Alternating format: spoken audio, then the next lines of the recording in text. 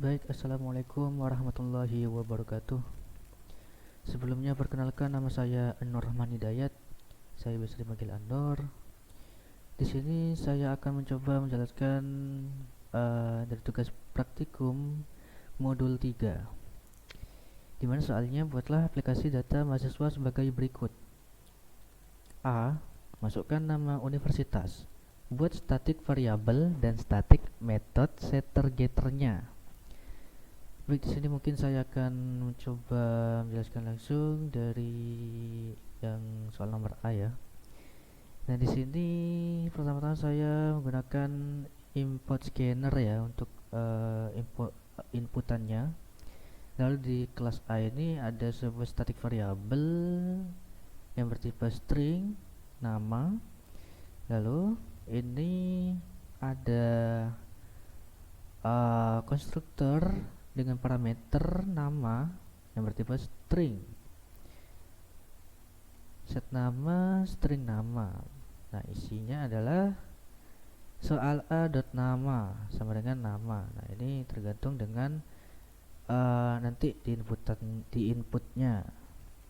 Lalu selanjutnya ada static string yang bertipe string get nama. Ini getnya, ini setternya. Dimana getnya ini untuk menampilkan isi dari si nama itu tersendiri. Baik, di sini selanjutnya ada void display, dimana ini untuk inputan, mohon maaf, output maksud saya. Itu nama universitas yang diinput adalah plus get nama. Nah, get nama itu ada di sini yang direturn begitu. Nah, selanjutnya di sini saya membuat variabel yang bertipe string, yaitu kata variabelnya. Ini scannernya dan ini pemanggilan kelasnya.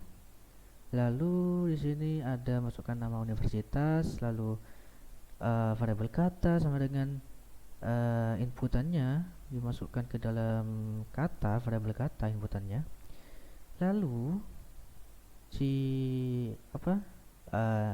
inputannya yang di dalam kata itu ditampung ke nama ini. Nah, lalu dipanggillah melalui si display yang di sini. Baik, coba kita run. Nah, nama universitas misalnya UTM. Nah, di sini langsung ada outputan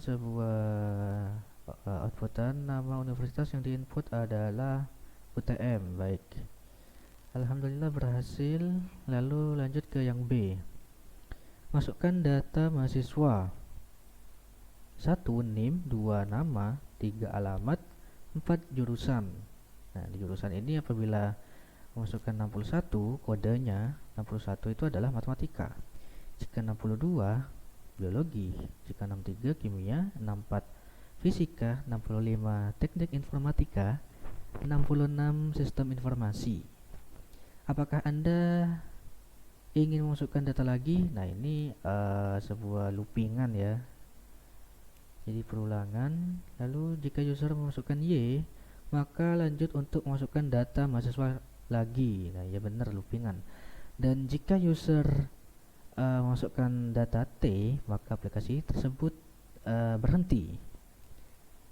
Desainlah aplikasi data mahasiswa tersebut dengan konsep konstruktor dan inheritance. Tentukan parent class dan child class. Setelah itu implementasikan kelas-kelas yang telah didesain dengan membuat program sederhana yang memiliki fasilitas entry data mahasiswa dan melihat daftar mahasiswa yang telah dimasukkan.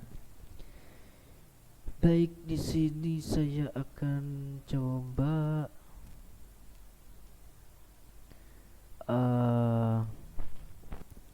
menjelaskan dari yang B tersebut. Nah, di sini ada parent class atau super class dan ini adalah child classnya.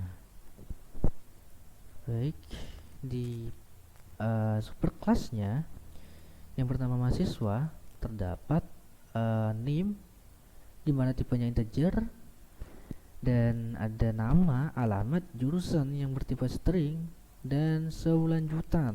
Nanti saya jelaskan ini ya. Ini saya sebut dengan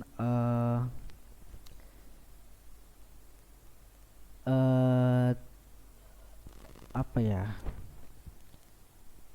tampilan cadangan begitu. Jadi list cadangan begitu. Nanti saya jelaskan.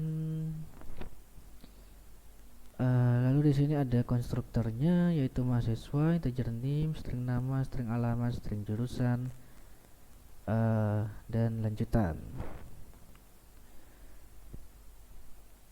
Lanjutan ini nanti saya juga jelaskan.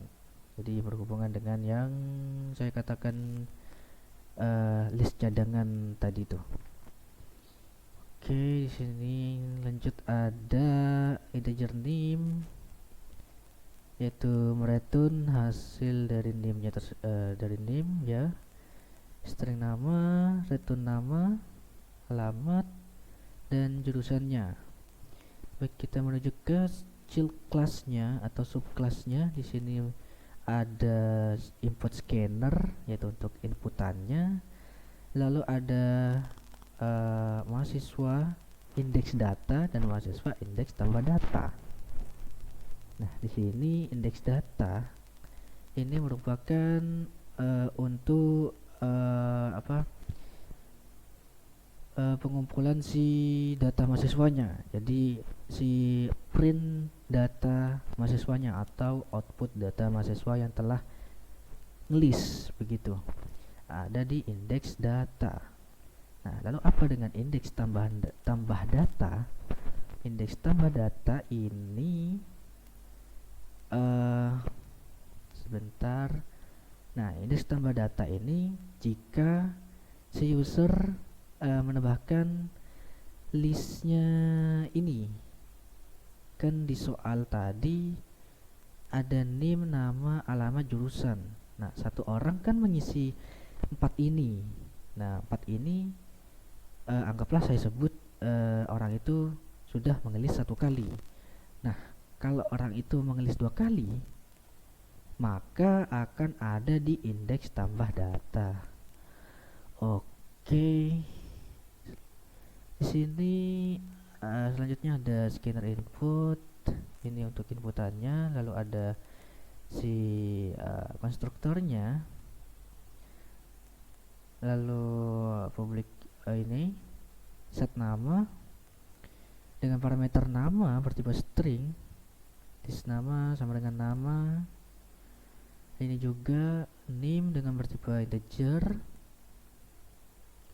Set alamat juga, jurusan, dan ini ada public boolean test array kosong. Nah, ini array kosongnya. Jadi return index data sama dengan null. Nah, jadi ini array kosongnya, jadi data kosongnya ini ya. Nah, di sini ada print data mahasiswa, dimana sini if ada test array kosong, lalu ada mahasiswa, data mahasiswa sama dengan indeks data. Nah, si ini variabel, saya sengaja buat variabel data mahasiswa yang akan ditampung ke indeks data. Baik, di sini ada perulangan loopingannya ya, yaitu data mahasiswa tidak sama dengan 0. Nah, apabila data mahasiswanya ini tidak kosong ya, berisi, sudah ngelis si usernya, maka berulanglah program tersebut gitu. Jadi apabila sudah memasukkan list yang pertama misal, nah nanti akan selanjutnya itu akan ada perulangan seperti ini juga gitu. Jadi akan menampilkan hasil list yang kedua setelah yang pertama. Baik, di sini ada data mahasiswa atau data MHS, saya singkat, sama dengan data MHS selanjutan. Nah, apa ini? Mungkin saya coba langsung run mungkin ya, biar paham. biar lebih jelas maksud saya. Misal, oh ya di sini saya perlihatkan sedikit di main.java-nya saya hanya seperti ini. Di sini sebuah inputan, mohon maaf, output maksud saya. 1, 2, 3, 1 untuk masukkan data mahasiswa, 2 lihat data mahasiswa, dan 3 exit program. Lalu pilih opsi di sini ya. Nah, di sini ada switch ke 1. Apabila 1, maka akan apa namanya?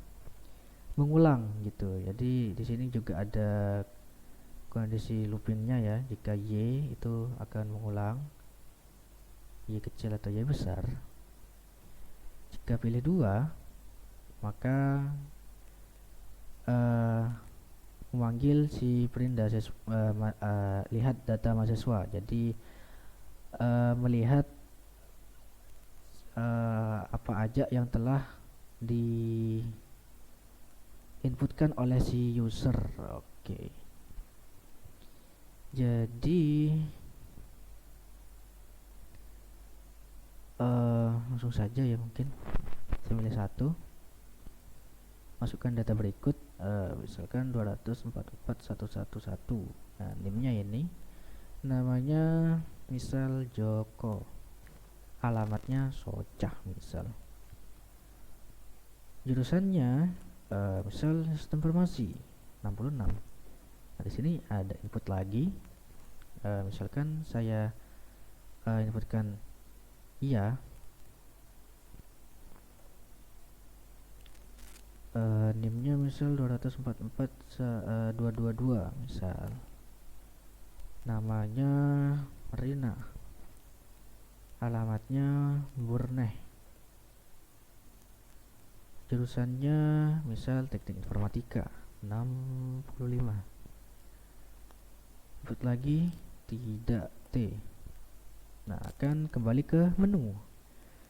Nah, di sini saya coba untuk melihat data mahasiswa yang telah menginput datanya. Masukkan 2, maka setelah milih 2 ini akan ada ini. Oke, Joko tadi NIM-nya adalah mana, Joko 244.111, alamatnya Socah. Joko 244.111, alamatnya Socah, jurusan sistem informasi. Oke. Nama Rina 22, Burneh teknik informatika, berarti benar. Nah, lalu apa yang mana tadi ya, mohon maaf. Nah, ini selanjutan ini atau ini. Oke, saya analogikan melalui pen ya. Nah, ini kan tadi si user telah memasukkan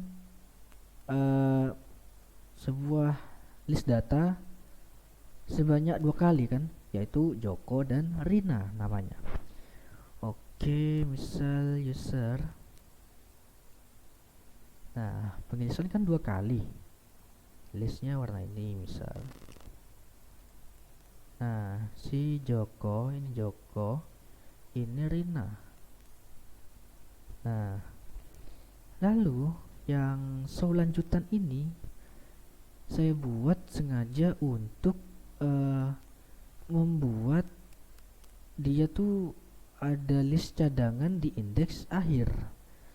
Jadi apabila user memasukkan sebanyak 2 kali list ya, ini Joko dan Rina, masukkan Joko dan Rina, maka secara otomatis listnya ini tidak hanya ada 2 begitu. Jadi otomatis ada 3 begitu, karena juga di sini ada lanjutan. Nah, mahasiswa lanjutan. Terus kenapa kok kosong? Di sini juga saya kosongin. Nah, Pada saat saya pemanggilan si konstruktornya, mahasiswa input data, new mahasiswa, NIM, nama, alamat, jurusan, 0. Nah, 0 ini sengaja dikosongkan. Supaya apa? Supaya bisa apabila telah di looping itu, apabila si user ingin mengelis lagi, tadi apabila si user memilih IY atau ulangin, agar programnya itu bisa otomatis mengisi yang list kosong ini, begitu. Analoginya kurang lebih seperti itu. Misalkan si user menginputkan 3 kali list ya. Jadi misal di sini 1 2 3,